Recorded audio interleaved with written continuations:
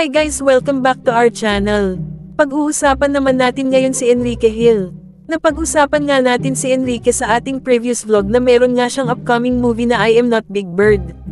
Ito nga ay kabang-abang na pelikula lalo na nako-producer si Enrique sa movie na ito under sa kanyang new company na Immerse Entertainment. Madaming ang fans ni Enrique na excite sa kanyang comeback at ayon pa sa chismis na amin nasagap na meron daw siyang bagong serye na gagawin next year. Ngayon naman ay na-announce na nga ang cast ng adaptation ng Korean show na It's Okay Not to Be Okay. Bibida nga dito ay si Joshua Garcia, Carlo Aquino at Ann Curtis.